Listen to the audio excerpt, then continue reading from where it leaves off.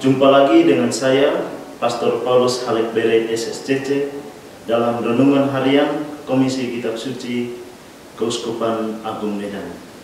Jumat 19 Juli 2024, Hari Biasa, Pekan Biasa ke-15. Bacaan diambil dari Injil Matius, bab 12, ayat 1 sampai dengan 8. Pada waktu itu, pada hari Sabat, Yesus berjalan melewati ladang gandum. Karena lapar, murid-muridnya mulai memetik bulir gandum dan memakannya. Melihat itu berkatalah orang-orang Farisi kepadanya, "Lihatlah, murid-muridmu melakukan sesuatu yang tidak diperbolehkan pada hari Sabat." Jawabnya kepada mereka, "Tidakkah kamu baca apa yang dilakukan Daud ketika ia dan orang-orang menyertainya lapar? Bagaimana ia masuk ke dalam rumah Allah dan bagaimana mereka makan roti sajian yang tidak boleh dimakan, baik oleh dia maupun oleh mereka yang menyertainya, kecuali oleh imam-imam. Atau tidakkah kamu baca dalam kitab Taurat bahwa pada hari Sabat imam-imam melanggar kekudusan Sabat di dalam bait Allah, namun tidak bersalah? Aku berkata kepadamu, di sini ada yang melebihi bait Allah. Sekiranya kamu mengerti maksud ini, yang kukehendaki ialah belas kasihan dan bukan persembahan. Tentu kamu tidak menghukum orang yang tidak bersalah, sebab Anak Manusia adalah Tuhan atas hari Sabat." Saudara-saudari yang terkasih, pada kesempatan ini kita hendak merenungkan tentang memahami kehendak Allah. Dalam Injil tadi kita mendengar bahwa Yesus berseru kepada orang Farisi, "Seandainya kalian memahami maksud sabda ini, yang kukehendaki ialah belas kasih dan bukan persembahan, tentu kalian tidak akan menghukum orang yang tidak bersalah, sebab Anak Manusia adalah Tuhan atas hari Sabat."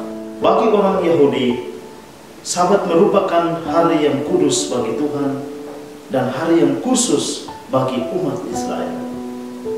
Sabat berarti beristirahat dari segala aktivitas manusiawi. Sabat merupakan waktu yang istimewa. Itulah sebuah momen untuk sejenak jeda dari hiruk-pikuk kehidupan sehari-hari. Dalam keheningan Sabat, setiap umat Yahudi diajak untuk merenungkan dan mengingat kembali makna penciptaan dan kebebasan.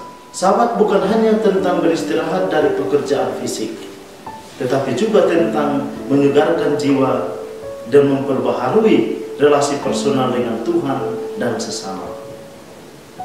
Biasanya ketika matahari terbenam pada hari Jumat malam, mereka memasuki Sabat dengan hati yang penuh syukur.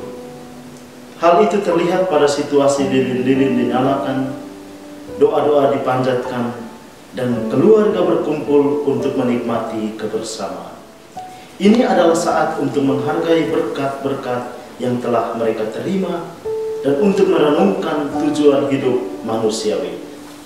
Dalam situasi hari Sabat yang penuh hikmat dan hening, Yesus bersama para muridnya tampil seolah sebagai kelompok yang hendak melawan terhadap tradisi Yahudi yang telah dijaga, dipertahankan dan dihidupi secara turun-temurun dari tahun ke tahun.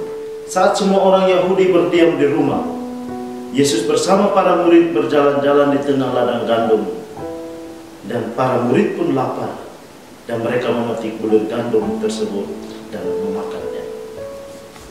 Tindakan para murid itu mengundang reaksi dari orang-orang Farisi.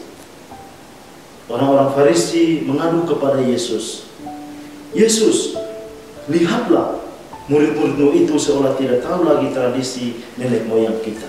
Mereka melanggar hari Sabat." Namun sebuah jawaban yang menarik dari Yesus. Yesus mengajar dan mengingatkan orang Farisi bahwa, "Ingat, Anak Manusia adalah Tuhan atas hari Sabat, dan Anak Manusia melebihi bait Allah." Lalu yang menjadi pertanyaan bagi kita adalah, apakah dengan tindakan tersebut Yesus bersama para muridnya tidak berespek pada hari Sabat? Penginjil Matius mengajak pembacanya untuk memaknai Sabat sebagai momen untuk hidup bersama Yesus sebagai Mesias dan sumber kehidupan. Sabat tidak sekedar saat untuk berhenti dari pekerjaan dan rutinitas.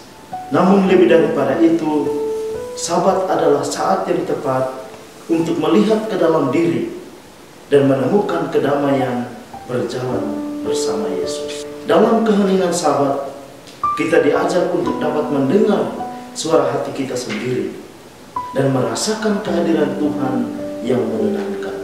Yesus hadir dan berjalan bersama kita dalam menumbuhkan benih iman dalam ladang hati kita masing-masing.